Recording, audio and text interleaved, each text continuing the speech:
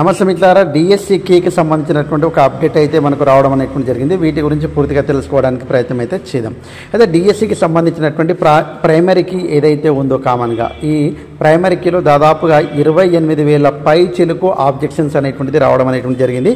కాబట్టి అవన్నీ కూడా చాలా క్షుణ్ణంగా పరిశీలన చేయాల్సినటువంటి అవసరం అయితే ఉంది. ఎందుకంటే ఈ పరిశీలించిన తర్వాత మాత్రమే ఫైనల్ కీ అనేటువంటిది వాళ్ళు విడుదల చేయడం జరుగుతుంది. దాని తర్వాత మాత్రమే మనకు రిజల్ట్ అనేటువంటిది ఇవ్వాల్సినటువంటి అవసరం అయితే ఉంటుంది. కాబట్టి ఇప్పుడు ప్రైమరీ కీ అనేటువంటిది వచ్చిన తర్వాత 28,000 పైచిలకు ఉన్నటువంటి ఆబ్జెక్షన్స్ అనేటువంటిది ఎక్స్పర్ట్ కమిటీ అనేటువంటిది చాలా కేర్ఫుల్గా వాటిని అబ్జర్వ్ చేయాలి. ఎందుకంటే ఇంగ్లీష్ నుంచి తెలుగు ట్రాన్స్లేషన్లో కామన్గా తెలుగు ట్రాన్స్లేషన్ చేసేటప్పుడు కొన్ని క్వశ్చన్లు తప్పుగా రావడం అనేటువంటి జరిగింది. కొన్ని క్వశ్చన్లు కొద్దిగా 2 ఆన్సర్లు ఉండడం అనేటువంటి జరిగింది. కొన్ని క్వశ్చన్లు అనేటువంటిది ఒక్కొక్క రకంగా మనం చెప్పాలంటే ఆన్సర్ లేకపోవడం, ఇలాంటివి ఉంటే తప్పకుండా మార్క్స్ అనేటువంటిది యాడ్ చేయడం అనేటువంటి జరుగుతుంది, మనందరికీ తెలుసు. అదే రకంగా ఇప్పుడు డిస్టిక్ వారీగా మనకు ఎగ్జామ్ జరిగింది కాబట్టి కొన్ని డిస్టిక్ వారికి ఆ క్వశ్చన్లకు తప్పులుగా వస్తే ఆ క్వశ్చన్లకు సంబంధించినటువంటి యాడింగ్ అనేటువంటిది చేస్తారు.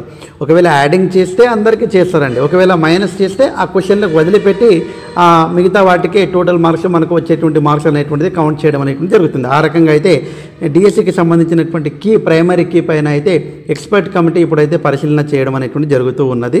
ఇవంతా కూడా అంటే మార్క్స్ యాడ్ చేయడం కానీ లేకుంటే మార్కులు తీసేయడం అనేటువంటి ఆ క్వశ్చన్నే తీసేస్తారండి. అంటే అర్థం ఇంకా జనరల్ ర్యాంకింగ్ లిస్ట్ అనేటువంటిది అందరికీ ఇవ్వడానికి అవకాశం అయితే ఉంది.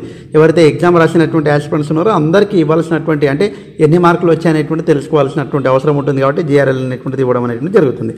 తర్వాత ఫైనల్ కీ ఇంకా ప్రైమరీ కీ పైన బాగా పరిశీలించిన తర్వాత ఫైనల్ కీ విడుదల చేస్తుంది. ఆ ఫైనల్ కీ తర్వాతనే మనం ఎవరైతే సెలెక్ట్ అయ్యారో వాళ్ళకు రిజల్ట్ అనేటువంటిది ఇవ్వడం అనేటువంటిది జరుగుతుంది. కాబట్టి డిఎస్సి ప్రాథమిక కీ పైన అయితే దాదాపు 28,000 పైచిలకు వచ్చినటువంటి అవన్నీ కూడా ఆబ్జెక్షన్లు పరిశీలించిన తర్వాత మాత్రమే మనకు దానికి సంబంధించినటువంటి మార్క్స్ యాడ్ అవుతాయా లేదా అనేటువంటిది జాగ్రత్తగా పరిశీలన చేయడం అనేటువంటి జరుగుతుంది. అయితే చాలామంది ఏంటంటే లాస్ ఎవరికి అవుతుంది సార్ అని చాలామంది అడుగుతారు. లాస్ ఎవరికి లేదండి.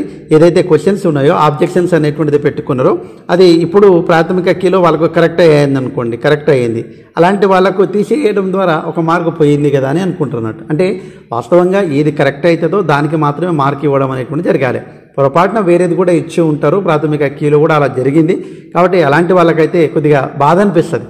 యాక్చువల్గా కరెక్ట్ ఉన్నటువంటిదే మనకు మార్క్స్ రావాలి, కానీ అది మిస్టేక్ ఇచ్చారు కాబట్టి తప్పకుండా మనకు మార్క్స్ పోయింది. కాబట్టి అబ్బా ఇలా జరిగింది కదా నాకు, ఇంకా ఎప్పుడు ఇంత నా జీవితం అనేటువంటిది అనుకుంటారు. కానీ వాస్తవంగా ఏది కరెక్ట్ ఉంటుందో ఆ మార్క్ అనేటువంటిది నిజాయితీ అనేటువంటిది అక్కడనే ఉంటుంది అన్నట్టు. కాబట్టి కొందరికి లాస్ కావచ్చు, కొందరికి నష్టం కావచ్చు, కానీ అందరికీ న్యాయం చేయాలి. కాబట్టి మార్క్స్ యాడ్ చేయడం అనేటువంటి జరుగుతుంది, లేకుంటే తీసేయడం అనేటువంటిది జరుగుతుంది. ఈ రకంగా ఉండడానికి అవకాశం అయితే ఉంటుంది. ఎప్పటికప్పుడైతే మీకు అప్డేట్స్ ఇస్తుంటాను. వీలైతే మన ఛానల్ని లైక్ చేసి సబ్స్క్రైబ్ చేసుకోండి. ఎందుకు చెప్తున్నానంటే చాలామంది ఆస్పిరెంట్స్ చూస్తున్నా కానీ లైక్ చేయడం లేదు. ఇప్పటి నుంచే ప్రిపరేషన్ కోసం టెట్ మరియు డిఎస్సికి సంబంధించినటువంటి చాలామందికి నేనైతే ఇంగ్లీష్ వరల్డ్ అనేటువంటి ఛానల్లో డైలీ క్లాసెస్ చెప్తున్నాను. తప్పకుండా డిస్క్రిప్షన్లో అదేవిధంగా కామెంట్లో తప్పకుండా ఆ ఛానల్ యొక్క లింక్ ప్రొవైడ్ చేస్తాను.